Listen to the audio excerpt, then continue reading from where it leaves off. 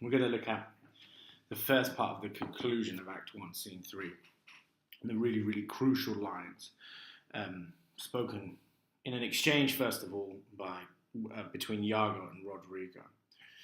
Roderigo in this moment is kind of hysterical. He's completely convinced that Desdemona is in love with Cassio and that he has no chance, and there's very little that he can do to gain her as a wife. And Iago is in full manipulative mode in these scenes. So let's just have a look at them first of all. Roderigo says, "It is silliness to live when to live is torment. And then we have a prescription to die when death is our physician." Iago responds, "Oh, villainous. I have looked upon the world for 4 times 7 years, and since I could distinguish betwixt a benefit and an injury, I never found a man that knew how to love himself.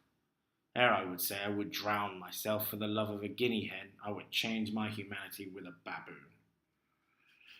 Roderigo replies, "What should I do? I confess it is my shame to be so fond, but it is not in my virtue to amend it. Virtue? A fig! 'Tis in ourselves that we are thus or thus. Our bodies are our gardens, to which our wills are gardeners. So that if we will plant nettles or sow lettuce, set hyssop and weed up thyme, supply it with one gender of herbs or distract it with many, either to have it sterile with idleness or manured with industry, why the power and corrigible authority of this lies in our wills. If the beam of our lives had not one scale of reason to poise another of sensuality, the blood and baseness of our natures would conduct us to most preposterous conclusions. But we have reason to cool our raging motions, our carnal stings, our unbittered lusts, whereof I take this, that you call love, to be a sect or scion." And he really tells off Roderigo for being a bit of a pansy here. This is his, cynical, masculine, misogynistic understanding of Roderigo's plight. I mean, Roderigo is hysterical and slightly effeminate in this section of the text, but Iago very quickly reveals his position regarding things like love. But there's an awful lot of complex language in this section. Roderigo, I think, is deliberately almost kind of lampooned with this language because it's a kind of bastardized form of this linguistic abstraction that we see the slightly more eminent and powerful figures in the play, like Othello and the Duke use. Silliness and torment. These pair of words are these kind of, I think, deliberately sort of kind of satirical effort to sound like he's committed to abstraction, but actually, I think, deliberately make him sound hysterical and out of control. And then this metaphor that he uses, then we have a prescription to die when death is our physician.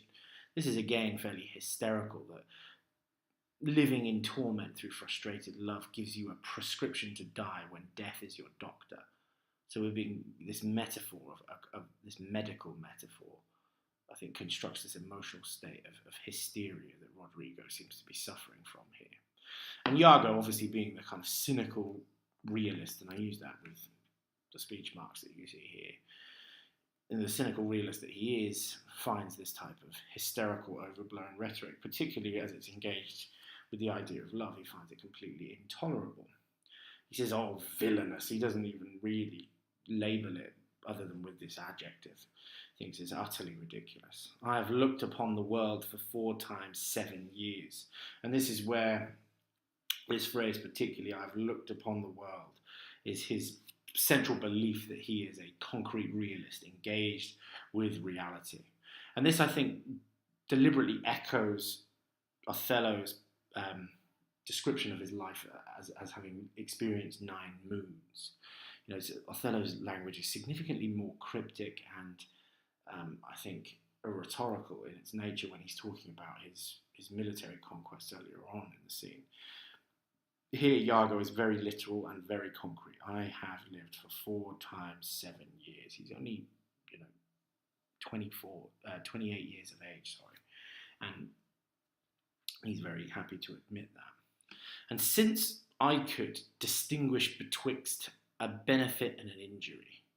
Here, this very kind of cryptic in terms of its language, but kind of awkward, dissonant prose that he speaks in, since I could distinguish betwixt a benefit and an injury. There's a deliberate kind of actual twisting of the mouth, I think, that you have to produce in order to say these lines. That ugly kind of prose, that's at the same time as it's intelligent, it is kind of awkward to say through this dissonant quality, promotes this idea of his realism and his self-promotion. I could distinguish between a benefit and an injury, because apparently no one else can, because they're all too deluded and stupid. I never found a man that knew how to love himself. So we've got this vocabulary here, how to love himself. This language that Othello uses to underpin his sense of nobility is here twisted in Iago's mouth to promote his idea of self-interest and the form of virtue that he believes in, and that is of power and self-efficacy. Ere I would say I would drown myself for the love of a guinea hen, before I would agree to drown myself for the love of a guinea hen, and again uses this animal imagery here, but he's here talking about women in a deliberately kind of demeaning and derogatory sexual way, a sort of sexual toy that exposes his misogyny. I would change my humanity with a baboon.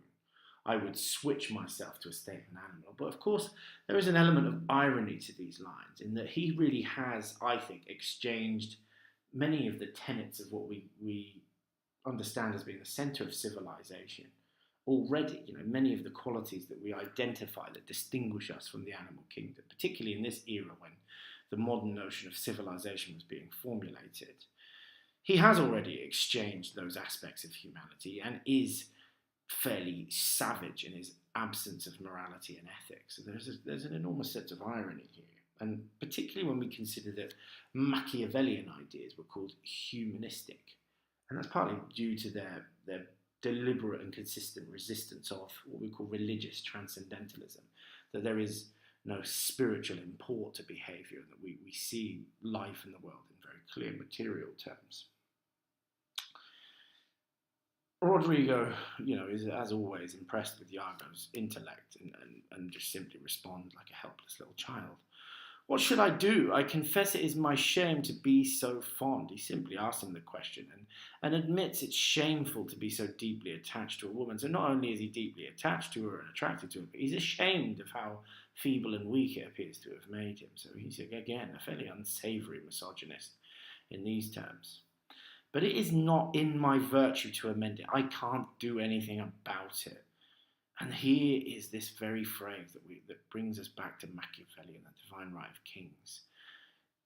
The word virtue here is ambiguous. It means both power and morality. It's not in my moral makeup to do anything about it. So he understands himself to be maybe a passive respecter of Desdemona's interest in Othello, but also it's powerless. It's not in my power to do anything about it. And this is what Iago takes to task.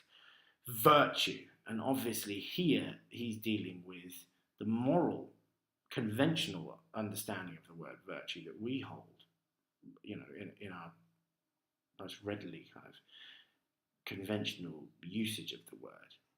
He calls it a fig. Fig at this time is slang for a vagina. So he is saying that it is nothing more than A, a useless woman, but B, also a kind of a primitive bloodlust that something like a vagina would inspire in someone like Roderigo. And that's really what he's interested in, is sex. That's what Iago's implication is here. And this is where his language becomes incredibly complex, because here he takes this to task.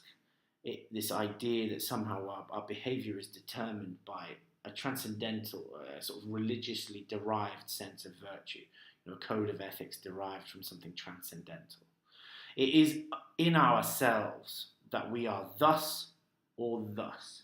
It is purely within the control of the individual and the individual's will that we are either one way or the other, moral or evil. And this is where he establishes this famous extended metaphor that this section of the play is esteemed for. Our bodies are our gardens, to the which our wills are gardeners. So this extended metaphor that equates the control of a garden, the pruning and careful attention towards a garden that can proliferate out of control, is willed action that the individual and their reason is capable of determining. And so this is reworking this kind of biblical illusion. If we think of the story of the Garden of Eden and the fall, it is simply that we were unable to deal with the impulsivity that occurs in that biblical story. And he reworks this biblical illusion here. So he deliberately takes something that originates from a religious, transcendental perspective, an abstract, spiritual belief in morality, takes a story from that source text and reworks it into this kind of cynical realism that we have complete control over our behavior if we so desire. Our bodies are our gardens, to the which our wills are gardeners. Our will can simply prune our impulsive desires. So that if we will plant nettles or sow lettuce, and here there's this proliferating set of binaries that are plants with deliberately opposing qualities, in the way that they were seen at the time. The nettles were seen as this kind of drying plant, and lettuce was seen as this damp one.